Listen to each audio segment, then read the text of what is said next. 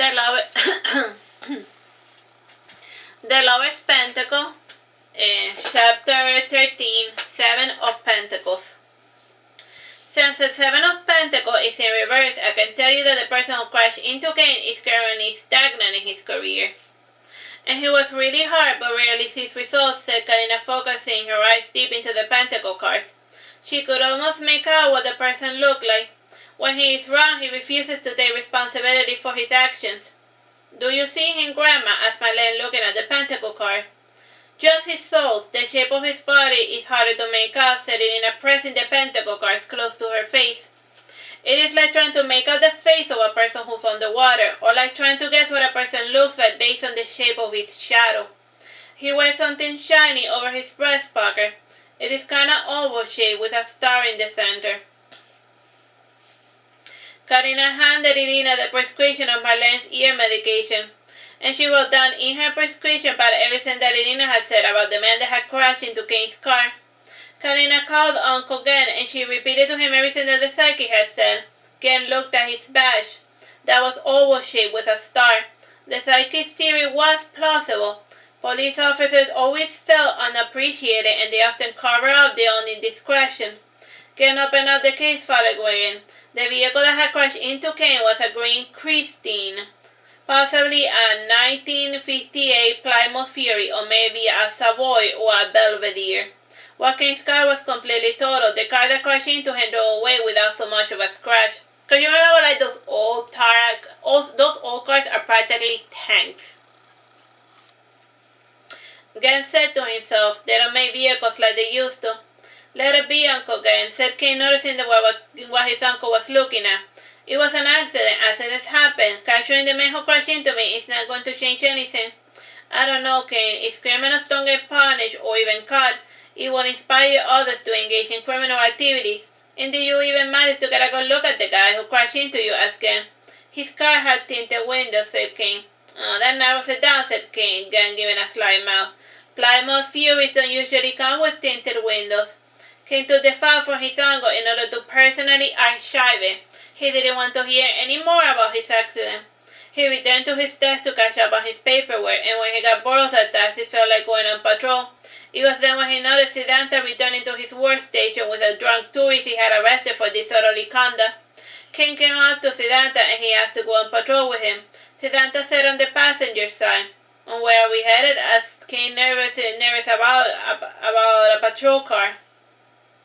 To Hialeah's Westland Mall, said Siddhanta. Are you going to do a little shopping? Asked Kain. Unlike you, I do not fool around, said Siddhanta. Now drive. Okay, said Kain, regretting all of his life decision. Kain drove just fine as long as all of the lights were green, and when he got into a Palmetto Expressway, he breathed a sigh of relief. So far, he had managed to avoid the trigger for his panic attack, and when he got out the expressway, he reached his first red light. When the light turned green, he began to feel heart palpitation, and these were initial symptoms of his panic attack. He closed his eyes and he did his breathing exercise, and the time that it took him to calm down was enough for the light to turn red again. Siddhanta left the passenger seat to trade places with Kain, and with Siddhanta driving, the two were finally able to enter the mall. Siddhanta parked his car and he started to circle around the city to scope out all of the entry points. Kain, bored and curious, tagged along to see what was the problem. I want you to enter the restaurant, instructed Siddhanta, and I want you to keep an eye on the waiter by the name of Jeremy. Observe and report everything that you see. It won't be much of a stealth mission with me in this uniform, commented Kain. Siddhanta dug from the trunk of his car a hoodie. Kain removed his work uniform shirt and he changed into the hoodie. And as he entered the restaurant to keep an eye on Jeremy. The so-called Jeremy was a lanky youth that almost resembled a teenager. His face was awfully pretty, too pretty for a man, and oftentimes Jeremy would be mistaken for a woman. His expressive black eyes had a feral quality about them, almost as if he was expecting to get ambushed at any moment. Jeremy was picking up the dirty dishes and washing them, and on the first day of the stakeout, nothing happened. The two repeated the stakeout the following day, and on a particularly busy Wednesday, Jeremy dropped a plate and he broke it. The manager in a fury went to yell his ear off, and he yanked Jeremy by the elbow before taking him out of sight and out of mind of the customers. Since this blatant bullying didn't sit right with Kain, he left his seat in order to enter the kitchen. Do you mind explaining to me what you're doing to that man? Said Kain, entering the kitchen. He walked in time to see the manager about to smash Jeremy with a plate. Mind your own business, hissed the manager. What you are doing is my business, said Kain, taking out his police officer badge from his pocket. You are under arrest for assault with a deadly weapon. Officer, come on, it is just a plate. You can't kill a person with a plate, said the manager, giggling. Let me buy you a meal so we can put this behind us. Drop the plate, dirtbag, yelled Siddhanta, entering the back room. And Siddhanta had his gun on his hand while he waited for an excuse to pop a casket on the manager who was assaulting his employee. The manager lowered the plate slowly, and he accepted the handcuffs that Kain was offering. Kain collected the plate as evidence, and he placed it inside a paper bag. He took photos of the crime scene, and he took the testimony of the victim, and he also photographed Jeremy's arm. The two returned to the station with the pair refusing to use his right to remain silent. I arrested someone today, said Kain, reporting his activities to his uncle. I don't think a plate counts as a deadly weapon, though based on the evidence we might be able to pin him for aggravated assault, said Kain after listening to the entire tirade. Tell me one thing, Kain. How did you end up witnessing this crime? Siddhanta told me to keep an eye on Jeremy. He was suspecting that the manager was bullying his little brother, and today we caught him in the act. And you should have been there, Uncle. The guy went uber mental just because the king broke a plate, explained Kain. People with short fuses shouldn't be in charge of anything, retorted Gent. The following day, Gent went into his office and he found a strange animal on top of his desk. Then reached for his gun with the intention of shooting the giant rodent. And before he did, the giant rat meowed. Like he saw one of those hairless cats. Jen rubbing his temple commented, That is the ugliest cat I have ever seen. Thibault, said a voice passing by the office. Jen approached the Sphinx cat cautiously. The cat hissed as a warning, and despite the hissing, the cat allowed Jen to pick him up. Jen looked at the color of the cat, and it had a peculiar oval tag, and instead of a name, it had the picture of an eagle with a cubic zirconian star in the background. On the other side of the tag, the name Thibault was written. I take it this is your cat, said Jen, handing Jeremy his cat. This isn't a place for children to be roaming about. What about those children? Said Jeremy, pointing to a bunch of high schoolers running the police department. They are on a field trip, retorted again, and you should return to the group, and you don't want to be left behind. I'm not with them, I am not a child, protested Jeremy, and he reached into his pocket to showcase his driver's license. I have seen better fake IDs before, said Gen. I am keeping it. I wish you wouldn't, said Jeremy, petting his cat nervously. I needed to get around. Before the situation got even more complicated, Siddhanta entered the station and he cleared up the misunderstanding. Gen noticed that Siddhanta and Jeremy had the same last name, so Gen assumed that the two were brothers. And the way Siddhanta had been so overprotective of his little brother Jeremy spoke to Gen on a personal level. Every once in a while, me and some of my co-workers get together to go hunting. You're welcome to join us, said Gen. What are we hunting, asked Siddhanta. Pythons. They are ruining the Everglades, and the scientists pay big bucks for us to make a dent on their ever-increasing population, said Gen. The hunting season for the critter is starting this August 15. Do you have a hunting license? I do, but not Jeremy, said Siddhanta. He's a bit clumsy with guns, but if you give him a knife, he can easily cut you like a pig.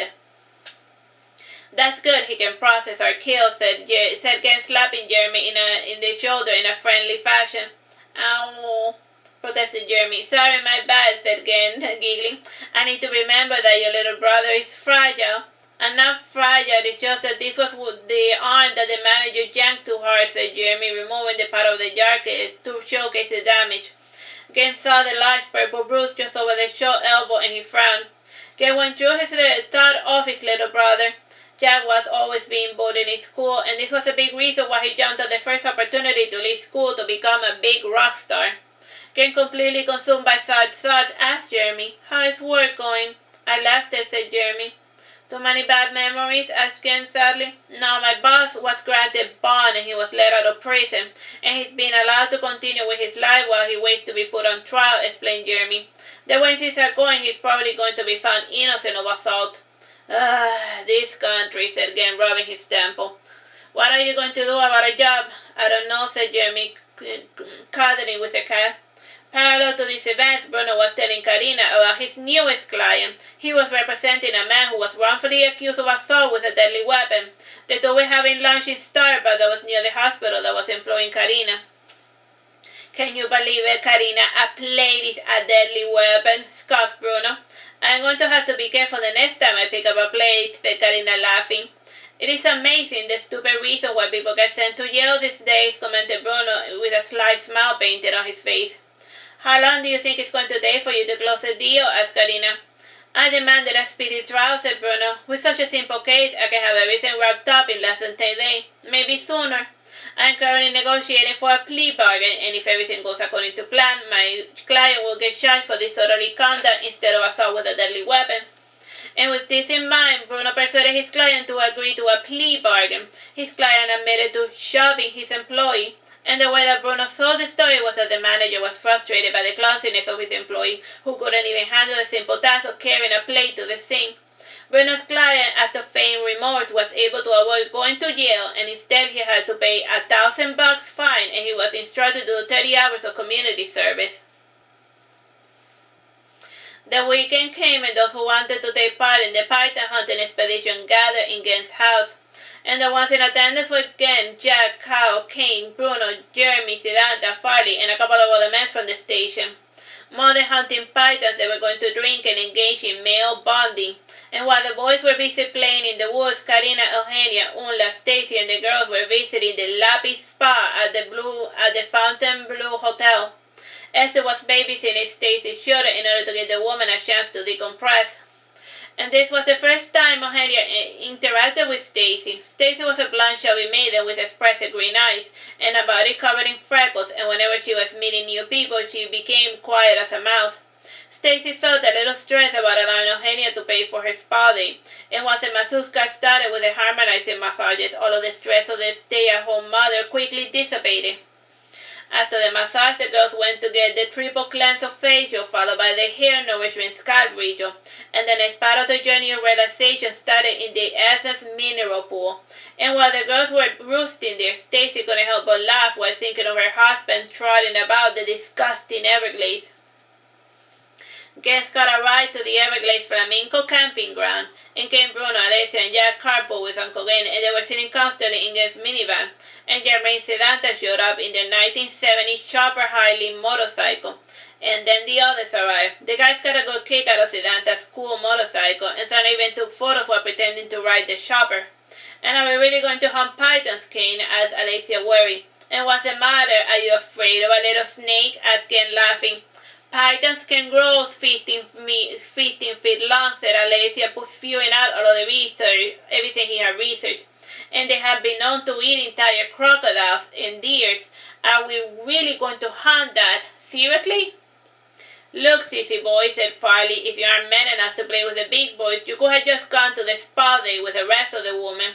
Farley, you're walking on thin ice, warned Gen. You have to forgive me, Gen, but I'm the type of man that likes to tell it how it is, said Farley. And I'm the type of man that punishes those who insult others, said Gen, getting into his boxing stand. It's a free country. I can say whatever I want without Farley giving out to fight his boss. Actually, you can't say whatever you want, said Bruno. Freedom of speech only protects you from government censorship. But Gen and Farley are police officers, so technically they cannot censor each other's words, retorted Alessia. Alessia and Bruno began to debate on the strength and limit of the First Amendment, and their legalism ramblings helped defuse the situation. The men unpacked the tents, guns, and picnic supplies, and they went to the campground they had rented. And following behind Farley was his 14-year-old son, Oswald.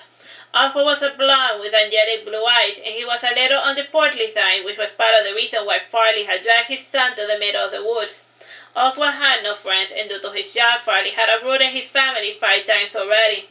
Farley hoped Oswald would make friends with Kyle, Gen's son. Kyle had inherited the same icy temperament of his mother, and he had black hair and emerald green eyes, and said Gen kept his son active. Kyle was fit, though he appeared weak due to his short stature. Kyle was a late bloomer with a face that still retained all of his childish charms. I finished the letters that you wanted me to write, Uncle Jack, said Kyle, handing his homework. That's a lot of curse words, said Jack, raising an eyebrow. Are the kids bothering you again, Kyle? School doesn't start for another week, retorted Kyle. So soon. And they can make school years longer and longer, commented Jack. I don't even know why, said Kyle. It's not as if I'm learning anything useful.